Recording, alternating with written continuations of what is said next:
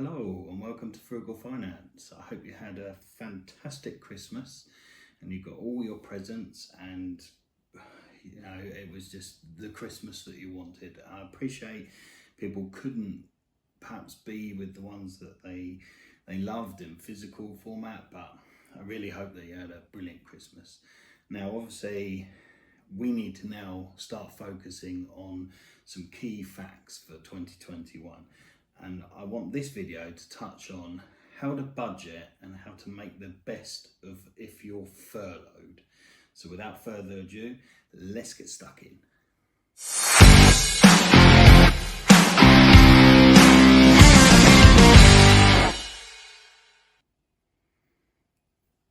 So it's 2021, you work in hospitality or some other industry like that has really been hit hard this year or in 2020 by the pandemic. So you're currently furloughed, so you're getting 80% of your pay. Let's assume that it's 80%. I know some employers will pay 100%, but by now I think probably that's getting less and less. Most people that are furloughed are getting 80% pay, and you don't really know where you stand with that. So the key things to do is to not panic. So use this time wisely. So you could look at doing things like side hustles, refinancing any debts and loans you've got, and also looking at seeing what kind of savings you can make on your utilities and other things. So number one thing is to look at side hustles, because they're going to generate you potentially infinite return on your investment, and they're going to give you some cash in your pocket. So you could look at things like any savings you've got. What are they doing at the moment? Are they sitting there doing nothing? Could you take that money and put it to better use on a side hustle? So you could start a YouTube channel like this and try and get monetized, or you could look at recycling things, so buying old furniture and upcycling it. You could also look at refurbishing things and selling them on eBay. So for example, buying something like a push bike that has had a pretty poor photo taken of it, or it was an unwanted Christmas present, and then taking some nice photos of it, even using the free software that eBay gives you now to edit out the backgrounds and so on, to then sell those things on for a small profit. Even if you buy something at £10 and sell it for £25, even after your postage, say you only make £10 of it, it's £10 that you have made, and it is tax free because it is second-hand goods that you're cycling. Obviously, if you're looking at buying new stuff and selling it on, then there is a tax implication. You need to speak to your accountant about that. This is for educational purposes only, so you do need to do your own research, but essentially if you're recycling second-hand goods, then there is no tax to pay. There are certain parameters to that, which again you need to check out yourself, but generally speaking there's no tax to pay on those. The second form of saving money is actually looking at things like your savings and so on, to see really where you've got those. So obviously if you've got some savings saved up and that's your nice comfortable emergency fund that you're now dipping into, potentially looking at, or maybe you're not even touching that because you've managed to make the savings of your 20% off your pay, you now need to look at that and see how much money that is earning you. If you've got it in an account that is earning you nothing, you need to switch. You need to have a look around.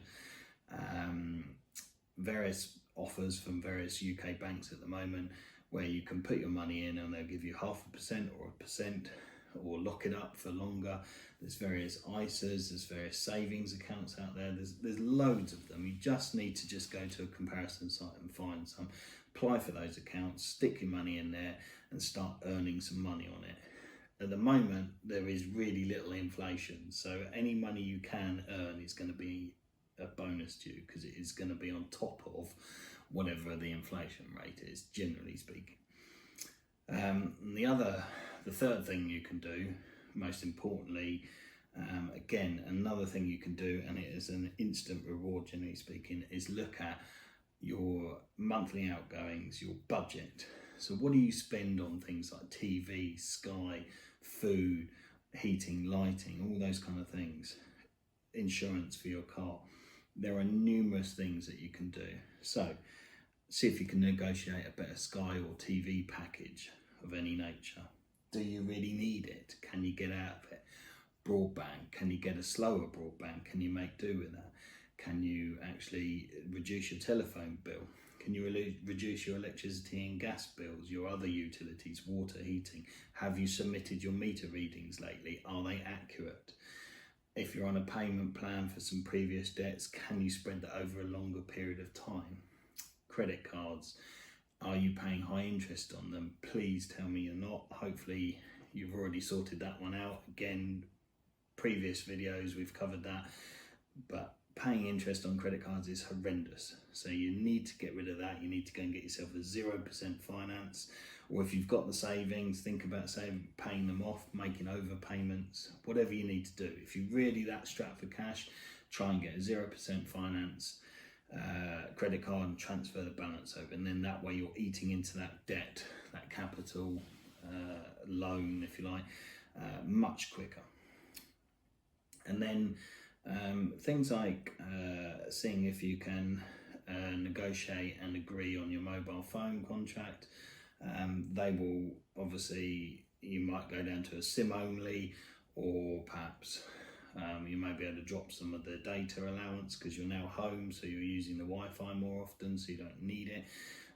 There's a number of things that you can do, but the best way of tackling it is to look at what you're spending and try and create a budget and stick to that. There are plenty of apps that will help you, or there are things like Excel spreadsheets. Obviously they're perhaps a little bit more complicated in terms of usage, but apps on your phone is pretty easy. Some of them can link to your bank account and keep track of your spending. Some of them are even built into banks. So I know like Barclays have got their own spending tracker thing, so as you spend money it tracks it into a list, and then it will give you a kind of an overview of what you've spent that month. And those are the really good ways of keeping on track of your expenditure. You don't know that various phone calls to some of these companies, they might be quite fruitful. For example, your car insurance, if you're not using your car, ring them up, see if you can get a discount. You could consider declaring your car off the road for the minute and not even insuring it. You get your tax back and everything. You leave it on the driveway. Obviously you can't leave it on the public road. But there are numerous things you can do to make savings. And I would hazard a guess that most people can make more than 20% savings, which is your 20% you're losing. On top of that, you're then not going out. So you'll be saving even more money during that time. So hopefully this video has been really useful to you all and has given you some good insights as to how you can manage your time through furlough. And hopefully you hang on to your job, you see it out through the other end, and you are then much more of the wise of what you need to do going forward, and you can start planning your financial journey. So if you like the video, please subscribe, hit the like button below, comment, share the video. You may know someone who's been furloughed or is going to be furloughed in the new year. This video will hopefully be of some use to them. So till next time, see you later and stay safe.